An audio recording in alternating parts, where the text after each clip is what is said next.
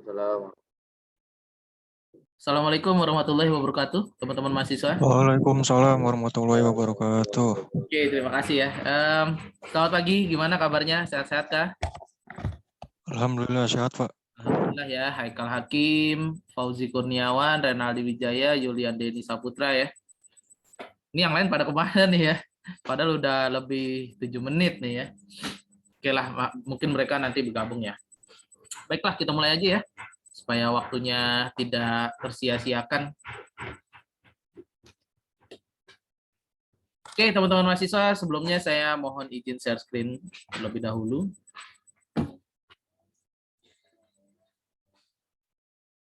Oke, apakah screen saya terlihat dengan jelas nih, teman-teman mahasiswa?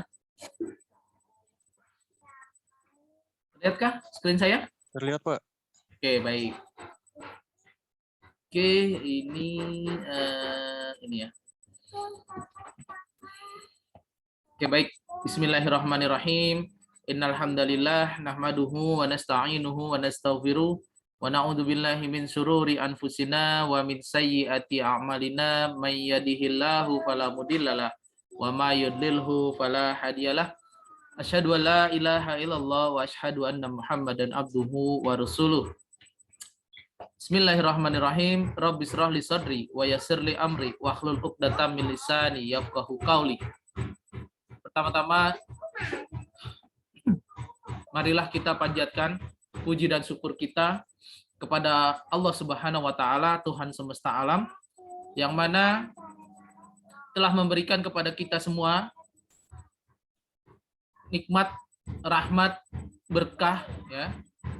Nikmatnya tidak hanya nikmat iman, nikmat sehat, nikmat Islam, nikmat hidayah, nikmat inayah, maupun nikmat-nikmat lainnya yang tiada bandingannya di muka bumi ini. Dan yang paling terpenting adalah nikmat kita masih dipertemukan kembali di bulan yang penuh kemuliaan ini, yaitu bulan Ramadan. Salawat dan salam tercurah kepada uswatun hasanah kita, Nabi Muhammad SAW, beserta keluarga, para sahabatnya, dan para pengikutnya yang senantiasa istiqomah dalam menjalankan ajaran-ajaran dari beliau dan sunnah-sunnah yang telah beliau ajarkan. Dan semoga saja kita semua yang hadir di sesi perkuliahan daring pada pagi hari ini termasuk ke dalam umatnya yang mendapatkan syafaat di hari yaumil akhir nanti. Amin ya rabbal alamin. Baik, teman-teman mahasiswa, sebelum kita mulai perkuliahan kita pada pagi hari ini, saya menghimbau kepada teman-teman mahasiswa untuk mengisi presensi kehadiran ya secara mandiri via Olu. Oke ya. Ini di Zoom sudah ada 8 orang. Ini yang sudah absen ada Bagus Pranoto, Deni Saputra, Hakim, Kembar Rizkila, Kurniawan, Rozak. Baru 6 ya yang absen ya. Jadi teman-teman mahasiswa yang lain, jangan lupa untuk mengisi presensi kehadiran, karena presensi kehadiran ini hanya dibuka gitu ya pada saat durasi perkuliahan berlangsung. Ketika sudah selesai maka waktu untuk melakukan presensinya sudah berakhir. Oke. Terus terkait materi perkuliahan hari ini sudah saya share di via Olu ya, teman-teman bisa mengaksesnya ya di sesi kelima ini. Sudah ada nih ya, ada main materia dan assignment juga sudah ada ya, assignment juga ya sudah bisa dicek ya. Oke, baik, itu terkait material ya, materi yang akan dibawakan di pagi hari ini. Oke, kita langsung saja.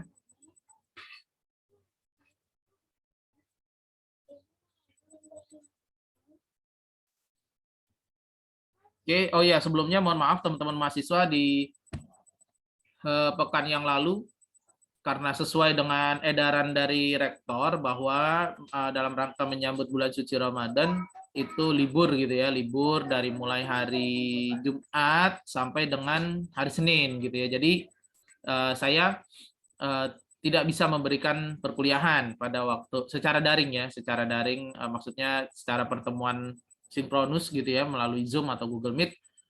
Tapi karena nanti kita banyak kepotong ya, ada libur Lebaran ya dan lain-lainnya, ada libur tanggal merah juga ya di hari Sabtu. Jadi daripada materinya ketinggalan, jadi tetap saya share materinya dan tugasnya ya supaya nilai tugas itu juga tetap ada ya. Jadi sorry, mohon maaf ya. Dan kita nih kembali lagi nih sekarang nih ya untuk melaksanakan perkuliahan secara online, secara sinkronus maksud saya, secara sinkronus menggunakan Google Meet atau Zoom ya. Oke, seperti biasa ini adalah visi dan misi Prodi Teknik Informatika ya, seperti biasa. Lalu ada sistem penilaian, komponen penilaian ya. Ini komponennya masih sama, ada 10, 25, 25 dan 40. Kenapa sih selalu ada slide tentang komponen penilaian? Saya pengen agar teman-teman ini aware gitu ya. Aware terkait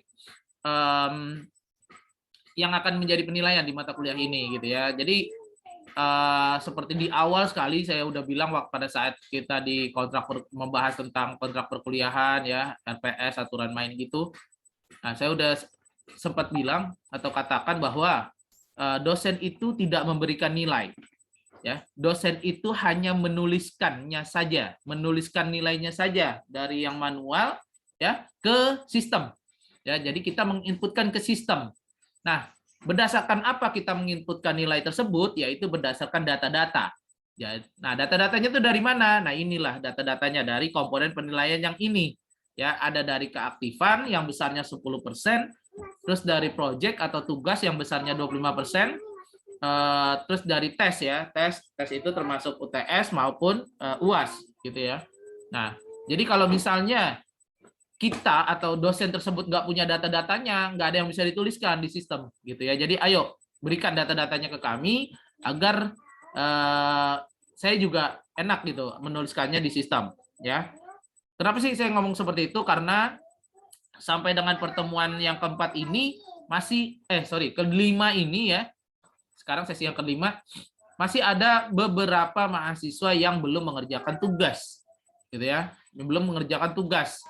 Nah, kalau saya ngomong beberapa berarti lebih dari satu gitu ya, lebih dari satu. Jadi saya menghimbau ya, saya tidak menyebutkan nama, saya menghimbau saja kepada teman-teman mahasiswa yang belum mengerjakan tugas agar dikerjakan, agar saya punya nih data ya, data untuk dimasukkan ke nilai project gitu ya. Jadi kalau misalnya saya nggak punya datanya ya maka nilai projectnya nantinya 0 dikali 25%.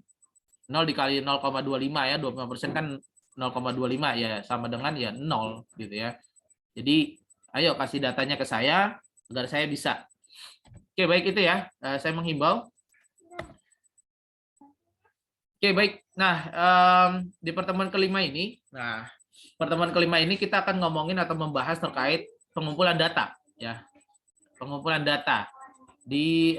Dan pengumpulan data ini tidak hanya di mata kuliah IMK saja yang dibahas gitu ya. Mungkin di mata kuliah Teknik Pengembangan Sistem ya atau TPS waktu itu di semester berapa gitu ya, teman-teman dapat.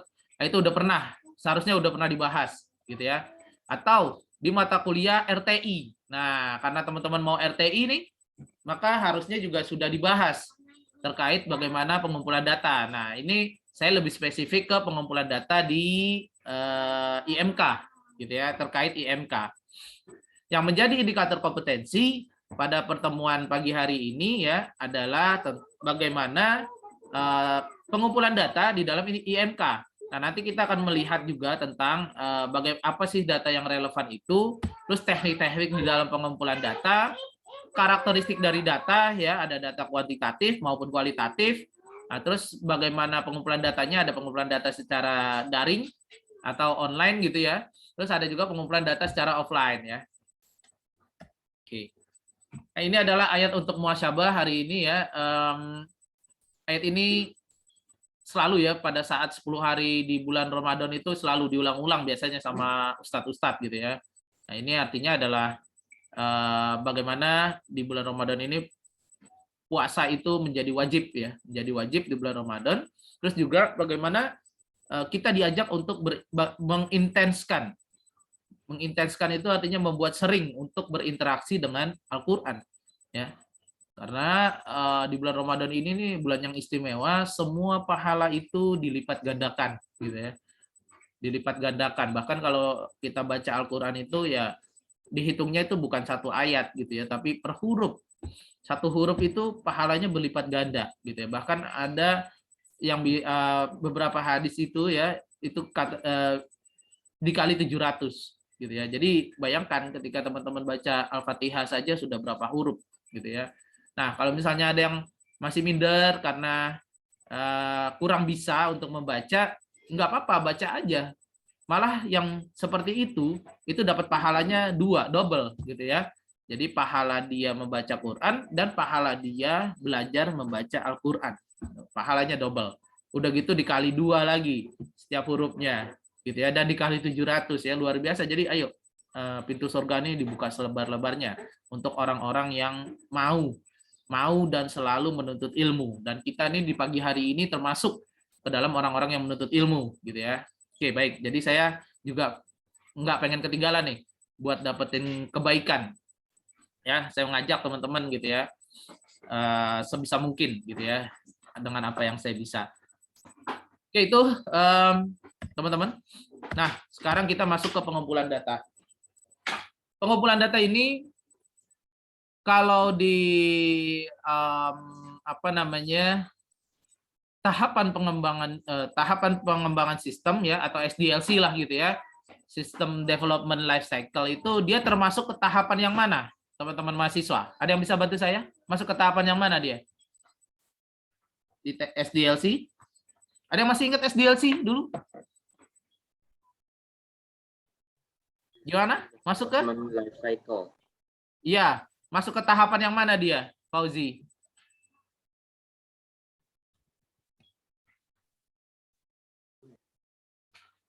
Masuk ke? Research coba ya? Apa tuh? Research. Apa? Lesson. Apa? Iya, research. Research. Iya. Masih belum tepat. Ada lagi? SDLC itu kan tahapannya secara sederhana ada apa aja tuh? Yang ada 4 itu. Boleh 4, boleh 5 lah gitu ya. Tapi biasanya secara basic, secara simpel itu cuma 4 gitu ya. Apa aja tuh? SDLC? Pada lupa kah SDLC? Oh, sorry. SDLC ya. Oke. Nah, SDLC ini. Jadi ada yang 4, ada yang 6 ya, ada yang 5 gitu ya. Nah, SDLC ini ada yang bilang plan, ada yang bilang requirement, ada yang bilang apa gitu ya, analisis ya.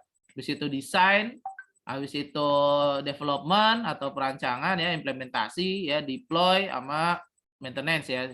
Ada, kalau secara basic sebenarnya 4. Planning ya, atau identification requirement, terus habis itu design, implementation sama evaluation gitu ya. Nah, ini pengembangannya saja bisa 6, bisa 5, bisa 8 gitu ya.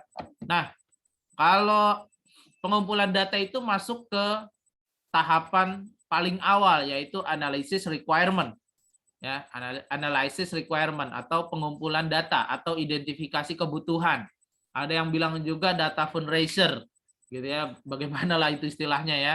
Nah, ternyata pada saat kita melakukan pengumpulan data, tidak hanya di IMK, baik itu di pengumpulan data apapun ya terkait penelitian, kita harus tahu dulu yang namanya tujuannya, menentukan tujuannya.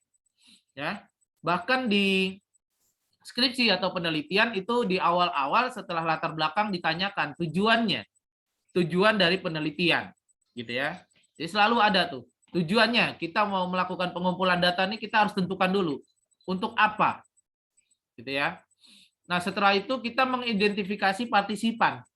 Siapa yang akan kita lakukan terkait pengumpulan data ini, ya. Nah, identifikasi partisipan ini kalau dia apa namanya itu membuat sebuah sistem, ya, kita harus tahu aktornya dulu. Siapa aktornya yang akan terlibat, yang akan nanti menggunakan sistem ini, gitu ya. Nah, terus setelah itu kita harus tahu hubungan dengan si partisipan. Ya, itu tadi aktornya siapa, terus hubungannya apa. Jadi kalau misalnya sistem informasi sekolah yang seperti pernah kita bahas waktu itu, aktornya siapa saja? ada kepala sekolah, guru, staf TU, laboran perpustakaan, siswa, orang tua siswa mungkin. Nah, kita harus tahu hubungan-hubungannya. Siapa yang di paling atas? Siapa yang, karena itu nantinya terkait hak akses yang diberikan. Jadi nggak semuanya orang punya hak akses yang sama, berbeda. Karena ya hubungannya nanti ada ya kerahasiaan data yang harus dijaga. Ya, contohnya seperti murid, ya murid atau siswa. Siswa tentunya nggak bisa lihat nilai siswa yang lainnya, gitu ya, pada saat sebelum dirilis, gitu ya. Atau siswa tidak bisa melihat hasil pekerjaan siswa lainnya pada saat dikumpulkan. Nah, gitu kan ya.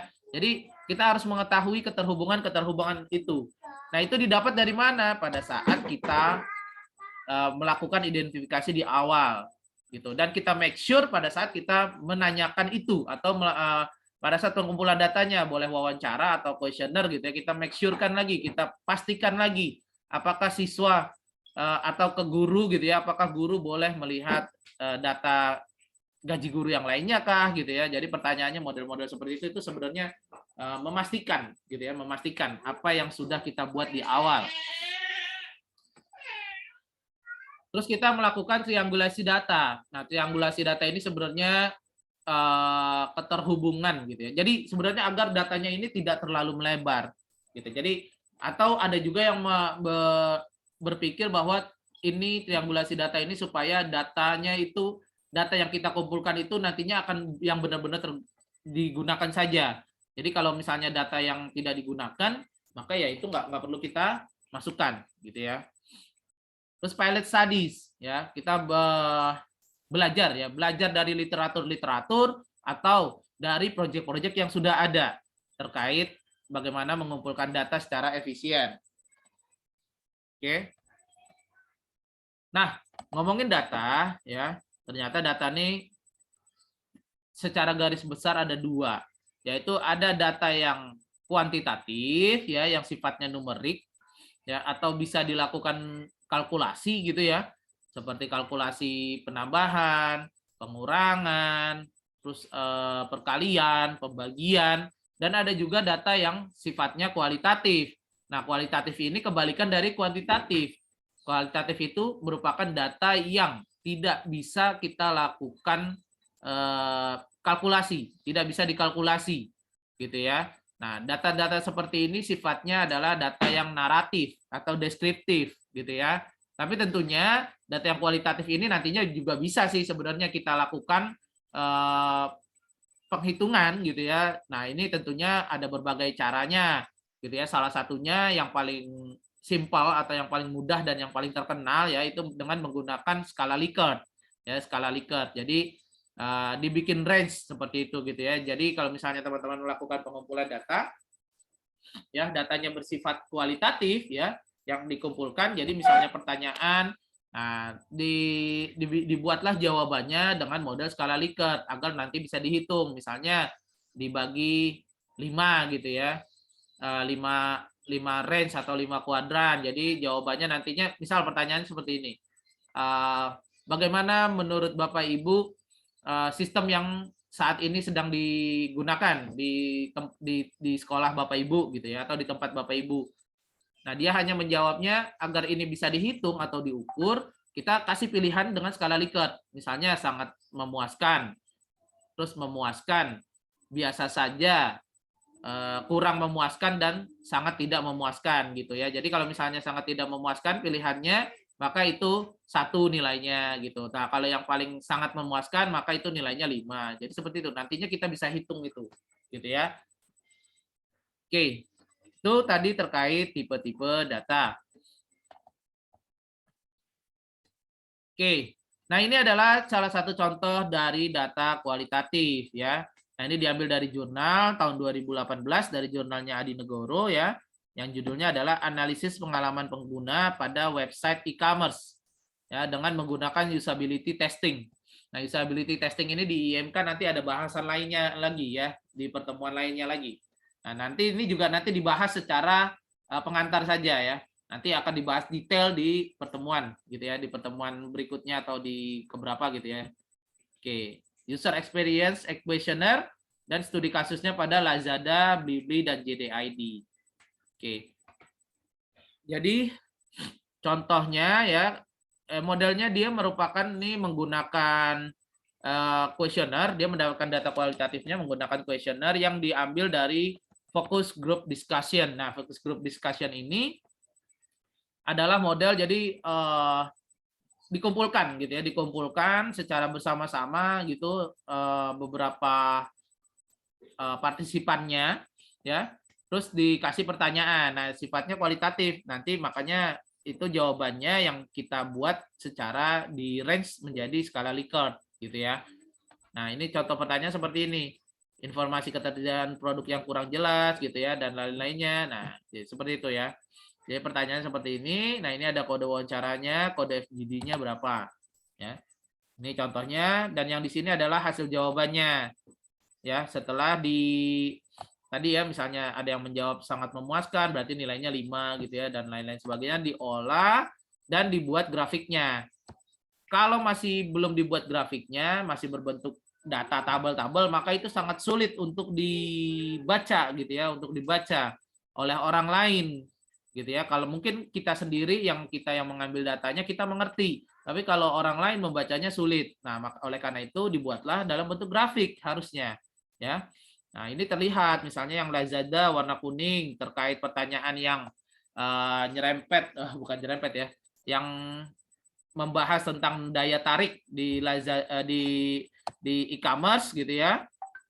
Pada website e-commerce nih daya tariknya ternyata dari 3 e-commerce yang dijadikan studi kasus, Blibli lebih menarik, lebih mempunyai daya tarik gitu ya dibandingkan duanya gitu ya, Lazada dan JDID gitu ya. Nah, kalau dari kejelasan siapa yang mempunyai lebih jelas gitu ya, dan lain sebagainya, sehingga ini bisa terlihat gitu ya, bisa terlihat. Nah, ini adalah contoh hasil penelitian yang menggunakan data kualitatif gitu ya. Nah, ini terkait dengan IMK, ini penelitiannya tentang IMK, yaitu menganalisis pengalaman pengguna atau user experience pada website e-commerce. Nah, terus pengumpulan datanya ya, ada pengumpulan data secara online, ada secara offline. Nah, kalau secara online ya, yaitu ada think aloud, observasi, usability testing, dan data logs ya. Nah, kalau secara offline ya, secara offline itu bisa melakukan melalui wawancara dan kuesioner. Kuesioner ini maksudnya adalah kuesioner offline ya. Tentunya kuesioner juga bisa sih secara online ya. Tapi kalau kuesioner yang dimaksud di data offline ini adalah kuesioner yang itu dicetak gitu ya, dicetak. Nah, yang pertama yang secara online adalah namanya metode think aloud ya. Think aloud ini menurut Nielsen dalam penelitiannya punya ciri-ciri atau karakteristik ya. Yang pertama, pengguna ya, calon penggunanya atau si user diminta mencoba prototype. Nah, jadi ada prototipenya dulu, ada sampelnya dulu. Bukan sampel sih, prototype, lebih ke prototype ya. Jadi makanya sebelum kita membuat sebuah sistem ya, pada kita misalnya membuat skripsi ya atau penelitian, sebelum kita bikin sistemnya jadi gitu ya, sebaiknya kita bikin prototipenya dulu. Nah, kalau di IMK ini prototipenya ya lebih kepada balsamik seperti yang tugas minggu lalu. Ya, nah ini hubungannya dengan tugas minggu lalu, teman-teman sudah membuat mock up atau prototype lah gitu ya, prototype. Sebelum dibuat codingannya secara benar-benar, secara real. Nah, di mock up tersebut atau di prototype tersebut diajukan ke pengguna gitu ya, diajukan ke pengguna sehingga terus pengguna kasih masukan gitu ya, kasih masukan begitu melihatnya gitu ya. Jadi ini hanya diperlihatkan saja nih di think aloud gitu ya. Nah, itu pengguna kasih masukan. Oh, dari sini apakah nih tampilannya nantinya kira-kira seperti ini nih udah memuaskan? Kalau misalnya belum gimana? Kalau misalnya dia bilang, "Oh, tampilannya kurang memuaskan nih, pemilihan warnanya kayaknya kurang cocok dengan organisasi kita karena organisasi kita nih punya warna lebih dominan hijau misalnya gitu ya. Jadi tolong disesuaikan gitu ya." Nah, dari situ kita dapat tuh, oh iya, mereka lebih pengen ada warna yang dominan warna hijau gitu ya. Nah, sebelum kita bikin codingan aslinya, karena kalau codingan aslinya kan butuh waktu juga ya, walaupun merubah warna ya. Ini contoh saja gitu ya. Nah, jadi seperti itu ya metode think aloud, dan si UX researcher atau si developer gitu ya, dia berperan sebagai fasilitator gitu ya. Dia berperan sebagai fasilitator, artinya dia hanya memperlihatkan saja. Nah, ini nih seperti ini. Dan terus ketika diklik simpan misalnya akan muncul atau ada message box apa gitu ya. Jadi dia hanya memperlihatkan seperti itu aja, seperti fasilitator. Ya, jadi modelnya seperti ini ya. Jadi user melihat prototipenya ya, tapi belum bisa walaupun sudah cuma berganti-ganti ini aja berganti-ganti tampilan prototipe saja gitu ya, belum ada fungsinya. Nah, keunggulan think aloud ya, menurut Nielsen dia murah dibandingkan dengan kita membuat sistem langsung ya tanpa ada prototipe. Ya, karena murah itu ya, hitungan murah menurut Nielsen itu tidak hanya murah sebagai harga, tapi juga murah dari segi waktu. Ya, karena kita lebih cepat bikin mock-up gitu ya. Kemarin kan teman-teman sudah coba bikin mock-up ya. Mock-up dari sebuah mesin pencari. Nah, itu lebih cepat apabila kita bikin. Benar-benar langsung bikin gitu ya.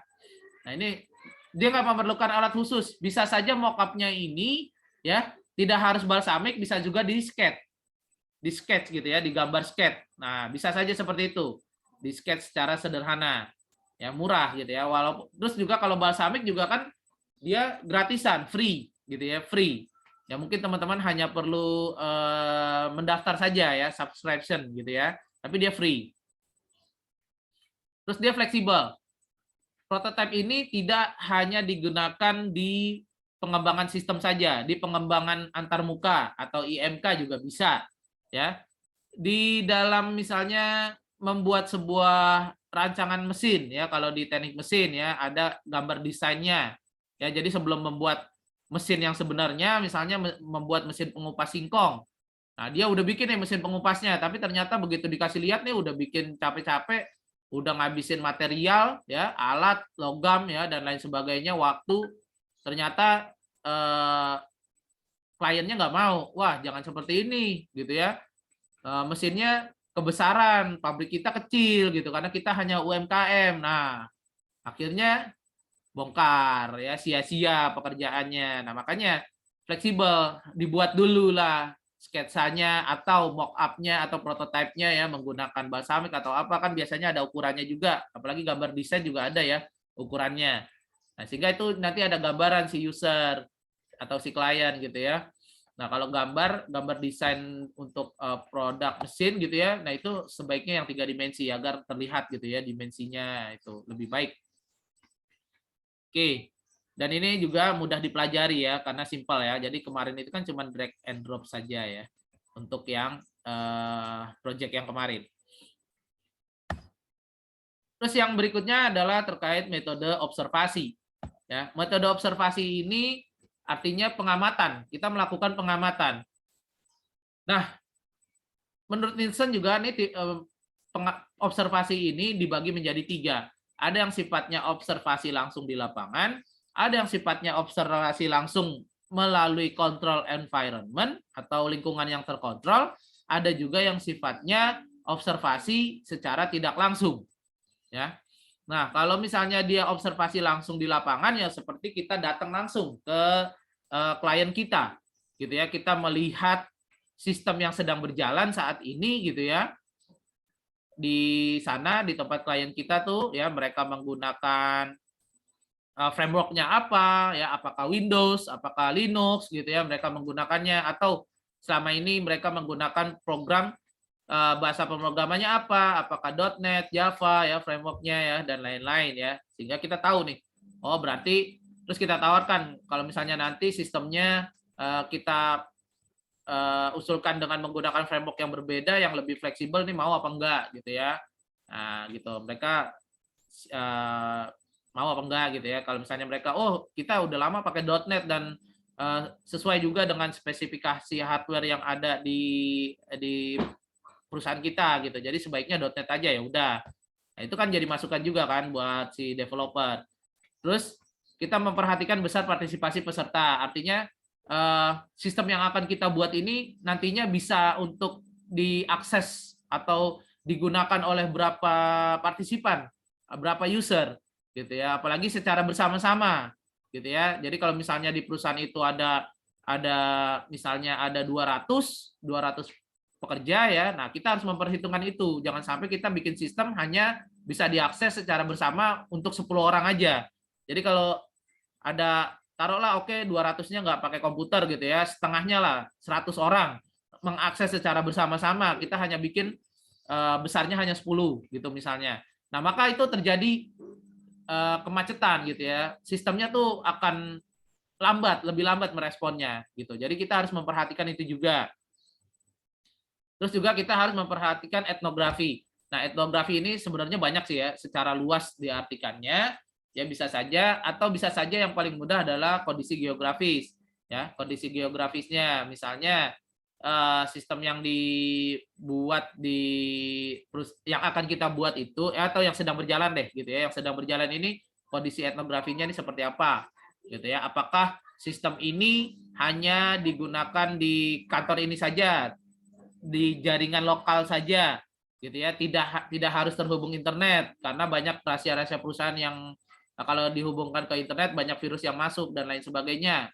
Nah, kita harus menyesuaikan itu juga gitu. Atau sistem ini ternyata bisa diakses dimanapun karena kondisinya pandemi ya, berarti kita bisa buat sistem yang modelnya bisa diakses dimanapun lewat internet gitu ya dan lain sebagainya lah gitu ya. Oke. Terus atau kita melakukan observasi langsung di control environment atau lingkungan yang terkendali. Maksudnya lingkungan yang terkendali ini kita datang ke tempatnya si user atau pengguna, tapi benar-benar didampingi oleh si pengguna.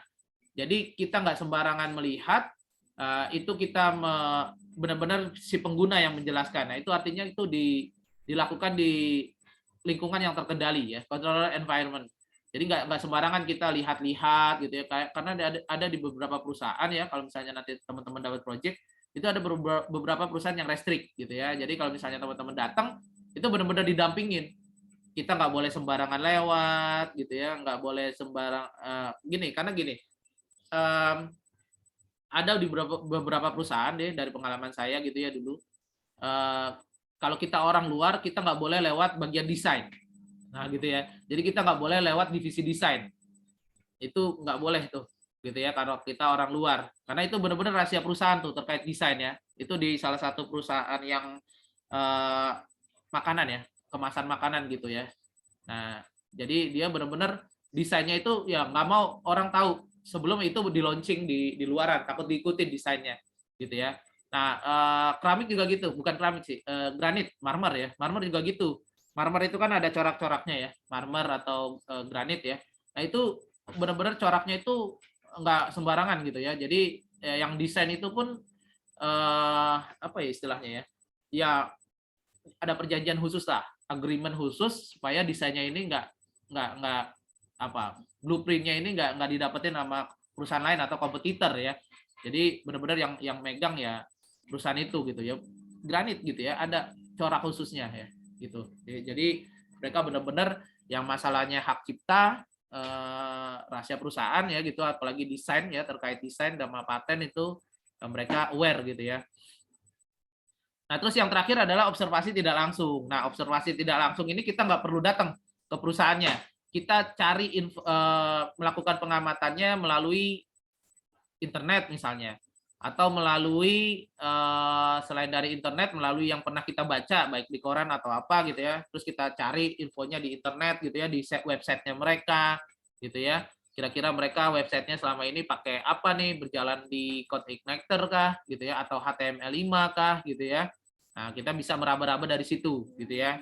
Yang ini observasi tidak langsung, atau dari catatan interaksinya ya. Jadi kalau perusahaannya nggak boleh orang lain masuk, ya kita minta aja lognya gitu ya, log sistemnya. Nah itu bisa tuh ketika kita cek di log, oh ternyata akun yang modelnya divisi ya, kepala divisi, HRD atau divisi penjualan hanya bisa mengakses apa, itu ada di lognya biasanya, gitu ya. Kalau di bank biasanya seperti itu ya.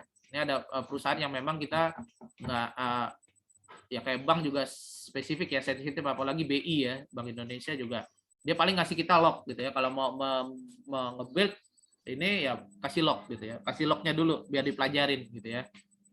Oke, tadi terkait metode observasi. Ya, ini adalah salah satu contoh observasi secara tidak langsung ya. Jadi kita melakukan pengamatan melalui internet dan lain sebagainya. Terus, nah ini structuring framework ya, structuring framework tadi. Oke, saya skip saja. Nah, ini penjelasannya aja tadi ya. Oke, bisa dilihat.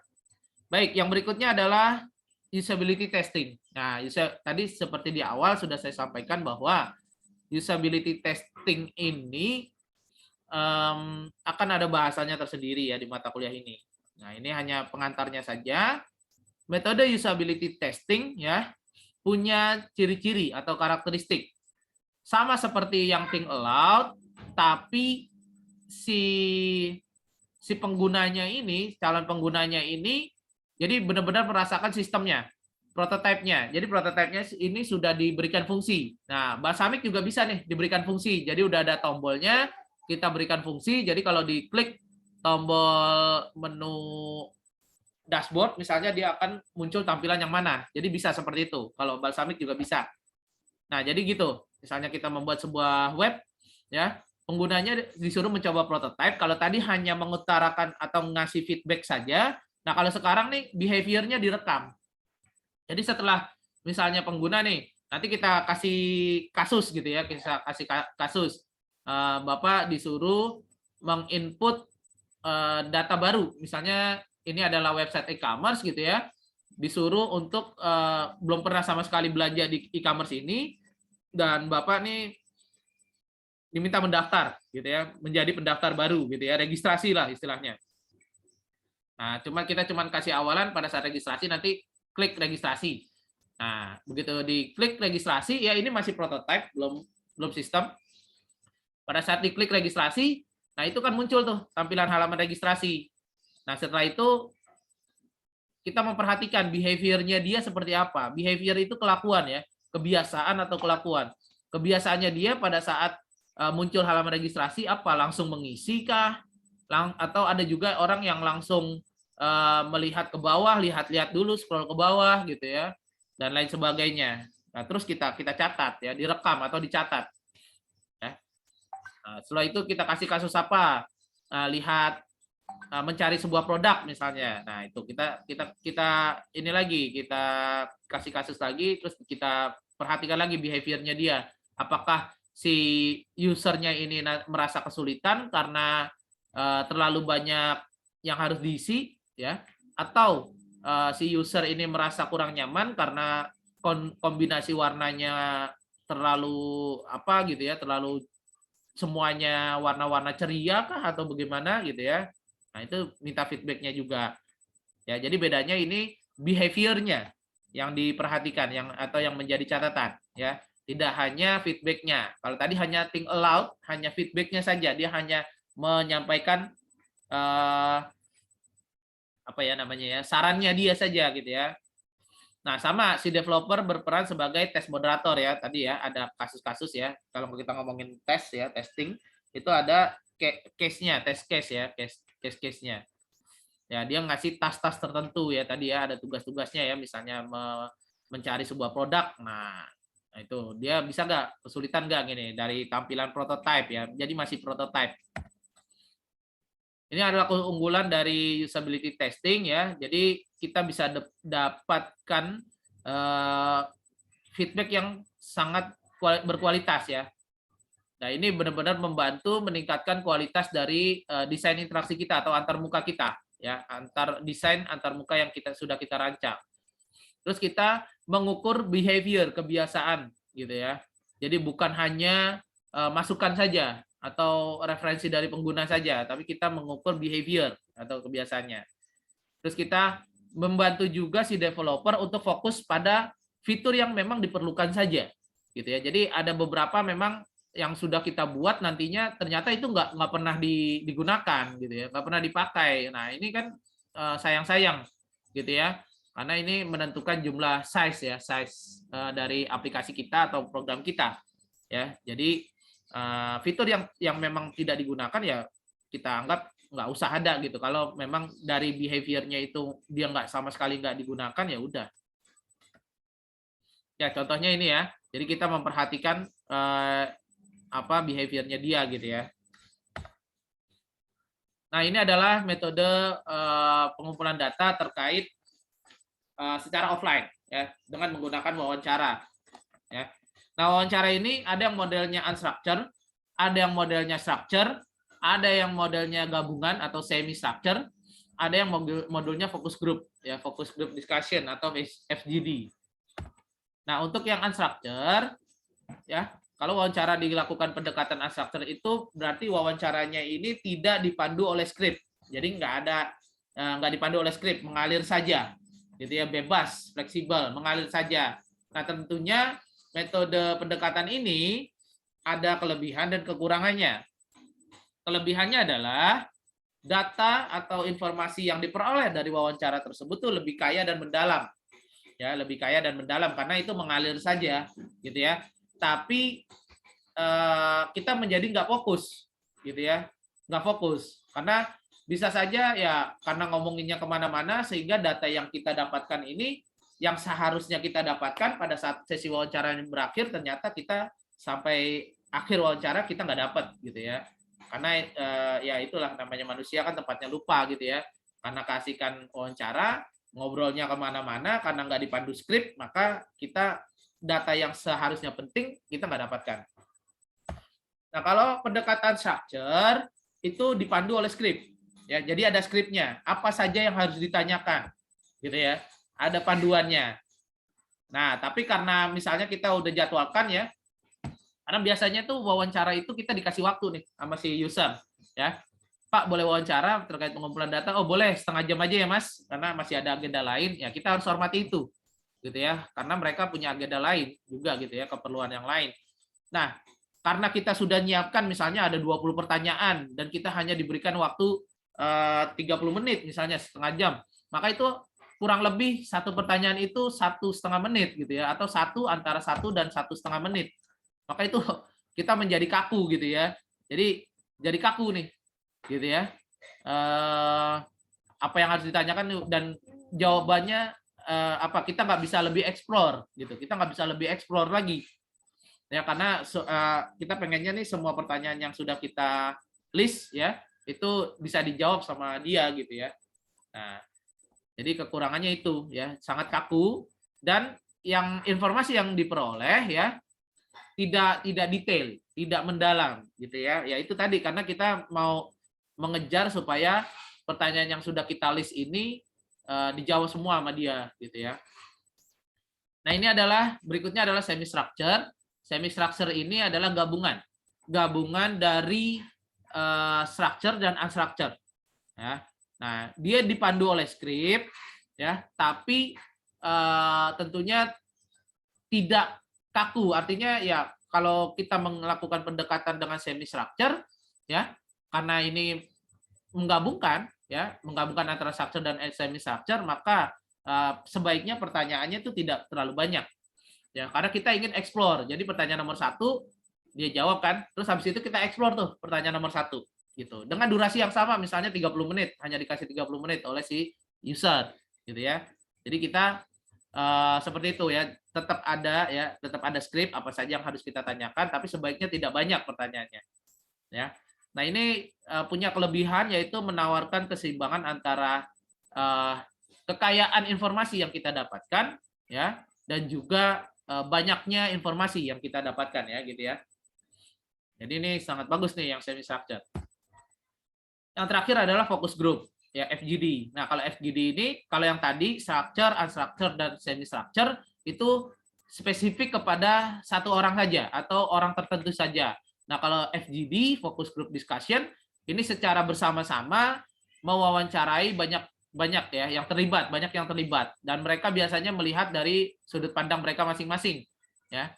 Karena yang bisa saja yang kita jadi narasumber gitu ya, di wawancara itu ya karena aktor-aktornya ya, misalnya sistem informasi sekolah ya, bisa saja kepala sekolah, staf TU, guru ya, guru honorer ya, semuanya masuk ke situ gitu ya.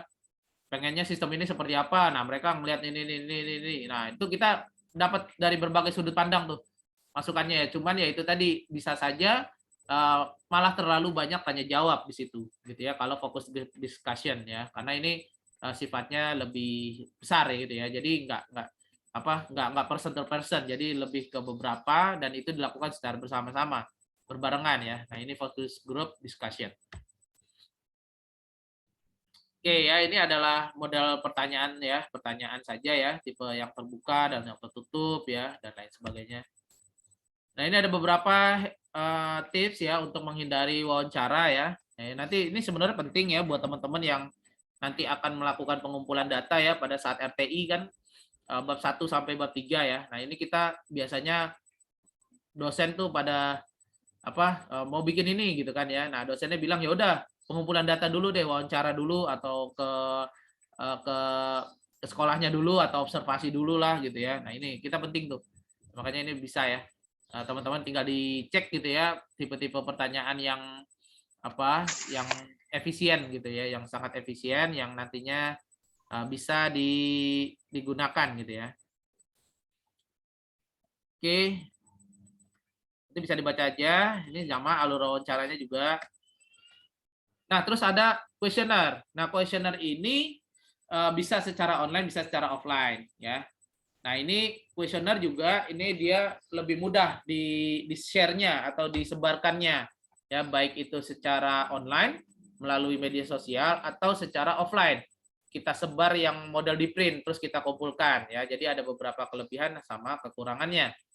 Nah, kalau kita ingin membuat kuesioner, tentunya kita harus sudah pernah mengisi kuesioner dulu. Nah, gitu ya. Jadi jangan teman-teman belum pernah mengisi kuesioner yang pernah di-share oleh orang lain, terus teman-teman coba bikin kuesioner. Maka itu jadinya kaku. Nah, makanya ketika misalnya ada tawaran untuk mengisi kuesioner, teman-teman isi. Karena apa? Karena itu memperkaya pengalaman kita. Kita jadi tahu model pertanyaannya seperti apa, terus pilihan jawabannya seperti apa. Nah, itu bisa jadi catatan. Kalau saya ada orang yang memberikan kuesioner seperti itu, saya akan saya akan simpan gitu ya. Saya akan simpan pertanyaannya gitu. Karena nanti saya butuhkan gitu pada saat saya mencoba membuat sebuah penelitian yang modelnya menyebarkan kuesioner, maka saya udah tahu nih, saya udah punya banyak model-model pertanyaan, model-model jawabannya, nah gitu ya, sehingga saya nggak kesulitan lagi. Jadi gitu kelebihan dan kekurangannya. Jadi kalau misalnya ada yang menawarkan kuesioner untuk diisi, ya isi, itu memperkaya gitu ya, memperkaya kita dan kita juga berpartisipasi di kuesioner itu. Oke. Nah, ini ada beberapa tips untuk merancang kuesioner ya. Jadi yang pasti pertanyaannya itu harus urut ya.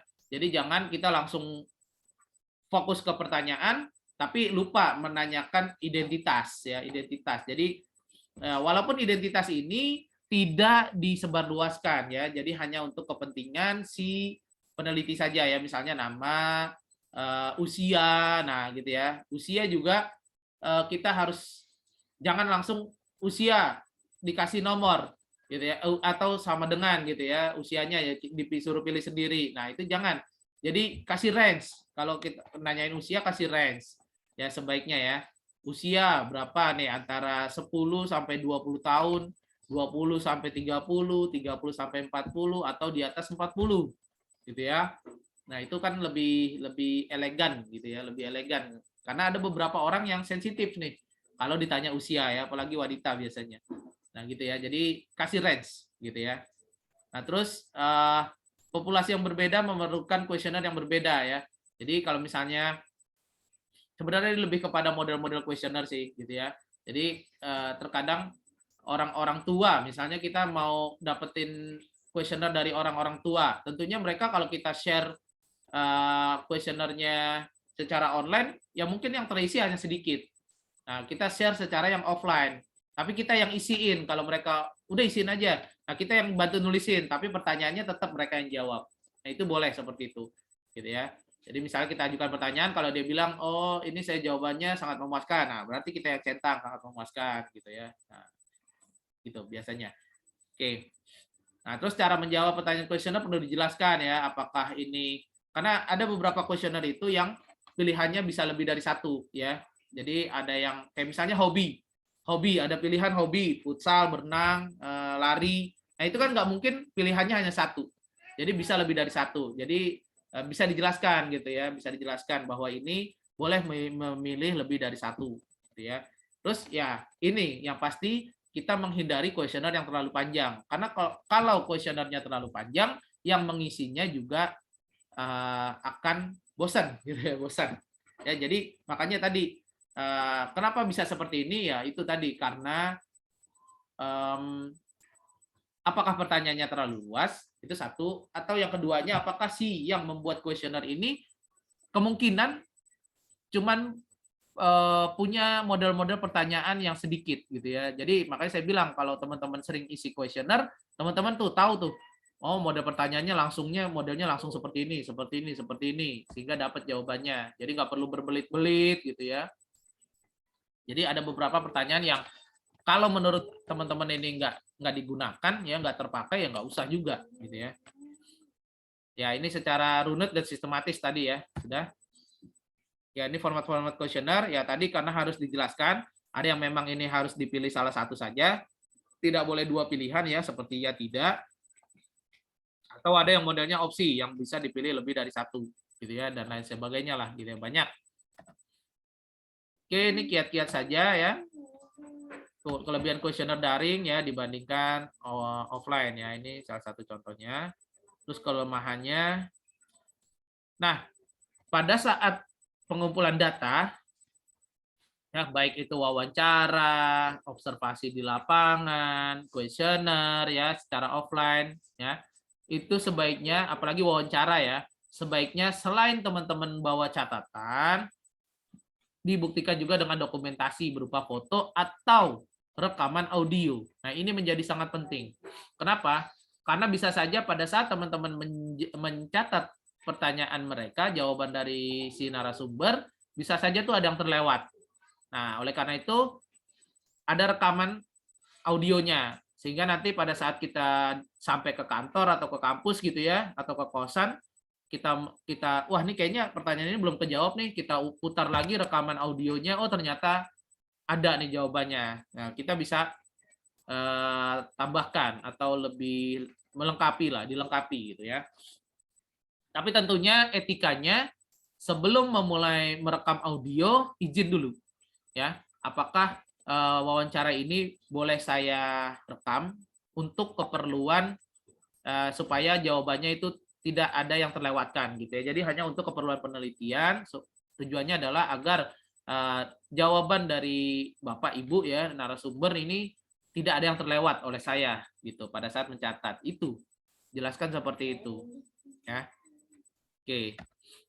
Oke, baik itu mungkin yang bisa saya sampaikan di pertemuan hari ini teman-teman mahasiswa. Apakah ada yang mau ditanyakan terkait materi hari ini atau terkait tugas? Silakan.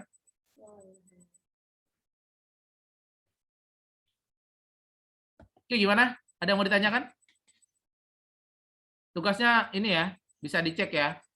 Jadi teman-teman melakukan pengumpulan data ya terkait perpustakaan ya. Jawabannya langsung saja dijawab ya, langsung saja dijawab ya. Apa gitu ya. Nah, terus setelah dijawab dan dikumpulkan dalam format doc ya atau PPT ya, PowerPoint. Tidak PDF. Ya, tidak PDF. Jadi dikumpulkan dalam format doc ya. Boleh pertanyaannya ini diketik lagi ya, terus dibikin jawabannya langsung di doc ya. Atau PPT-nya.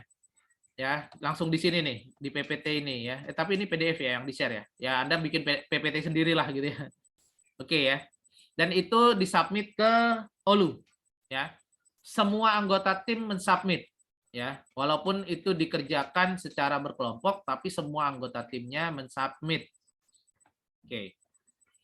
Paham nih ya terkait tugas ya, instruksi tugas?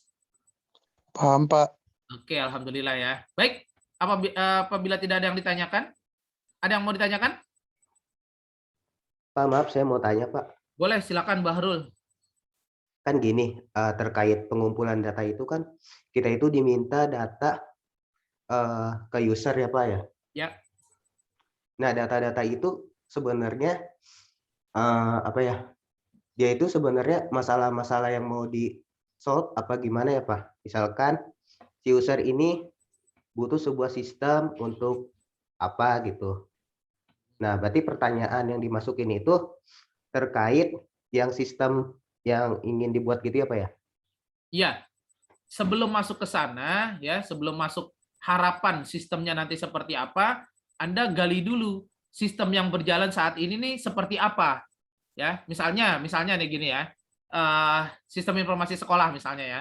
Nah, Anda kan ketemu nih ya, karena di awal nih udah tahu nih aktornya siapa aja, tapi kalau bisa ke pimpinannya dulu ya, kepala sekolahnya. Nah, Anda gali dulu menurut Pak Kepala Sekolah nih sistem yang sedang berjalan, yang sedang digunakan saat ini seperti apa ya, terkait misalnya nih Anda ingin membuat sistem informasi sekolah yang tujuannya untuk mendukung pembelajaran jarak jauh misalnya gitu kan ya. Nah, sekarang saat ini terkait pembelajaran jarak jauh nih menggunakan apa gitu ya, apakah masih manual atau dari model absensi deh, apakah absensinya itu masih manual gitu ya, jadi guru manggil satu-satu siswanya gitu ya. Nah, terus harapannya nanti absensinya seperti apa, siswa bisa absen sendiri, nggak perlu dipanggil ya, karena ini udah modelnya model pembelajaran jarak jauh. Nah, itu satu tuh dapat. Nah, terus yang kedua tadi terkait absensi, terkait share materi, selama ini share materinya di mana gitu ya, apakah hanya kasih link saja ya di grup WhatsApp disebar gitu ya. Nah itu kan ada kelemahannya kan kalau disebar di grup WhatsApp. Kalau misalnya gurunya nyebar di grup WhatsApp materinya, terus ada yang jawab terima kasih Pak, terima kasih Pak, terima kasih Pak. Nah lama-lama tenggelam tuh gitu ya. Semua murid jawab terima kasih Pak, tenggelam gitu ya. Atau tadi absensinya disebar di grup WhatsApp. Nah ini kan jadi tenggelam tuh absensinya gitu ya. Bahkan ada karena itu berbarengan ya, misalnya absensinya udah nomor 10, ternyata nomor 10 tuh si A dan si B sama-sama nomor 10, tenggelam karena berbarengan. Nah, itu kan permasalahan juga kan yang terjadi kan gitu. Dengan sistem yang berjalan selama ini permasalahannya apa? Terus harapannya apa gitu. Jadi itu kita lihat dulu sistem yang berjalan, kita gali dulu sistem berjalannya seperti apa nih berdasarkan cerita ya atau berdasarkan jawaban si narasumber. Nah, setelah itu permasalahan yang sering terjadi apa? Yaitu tadi ya, karena absensi ya, berbarengan. Jadi sehingga si A harusnya hadir tapi karena berbarengan ya, gurunya jadi kan biasanya ngelihat pada saat akhir aja tuh. Gitu ya. Oh, udah 31. Kayaknya yang nggak absen nih si A nih. Nah, gitu ya. Permasalahan yang terjadi. Setelah itu harapannya apa? Oh, lebih baik dibuat sebuah sistem yang siswanya bisa absen sendiri gitu ya. Di situ harapannya apa gitu. Sama di skripsi bab 1.1 gitu, latar belakang juga gitu. Kita menceritakan dulu sistem yang sedang berjalan saat ini ya, apakah secara konvensional atau apa gitu ya. Nah, terus permasalahan yang terjadi dengan sistem yang berjalan saat ini dan harapannya gitu ya. Harapan akan dibuat sistem seperti apa gitu. Baru masuk ke 1.2 batasan masalah, rumusan masalah, tujuan, manfaat, dan sistematika. Mungkin itu ya yang bisa saya jawab. Ya. Baik, ada lagi? Silakan. Ada lagi? Oke, baik. Apabila tidak ada yang ingin ditanyakan, saya mengucapkan terima kasih kepada teman-teman mahasiswa yang sudah hadir di sesi perkuliahan daring pada pagi hari ini. Jangan lupa tetap semangat, tetap beribadah dengan baik dan benar. Marilah kita akhiri sesi perkuliahan kita dengan sama-sama membaca hamdalah. Alhamdulillahirabbil alamin. Kita tutup dengan doa kafaratul majelis. Subhanakallahumma wa bihamdika asyhadu alla ilaha illa anta astaghfiruka wa atubu ilaik. Lebih kurangnya saya mohon maaf, yang salah datangnya selalu dari diri saya pribadi, yang benar datangnya dari Allah Subhanahu wa taala. Nasrun minallah wa fathun qarib wa basyiril mu'minin billahi fisabilil haq fastabiqul khairat. Wassalamualaikum warahmatullahi wabarakatuh. Waalaikumsalam. Oke, terima kasih teman-teman mahasiswa. Saya akhiri ya sesi perkuliahannya. Makasih, Pak. Ya, jangan lupa melakukan absensi dan mengerjakan tugasnya.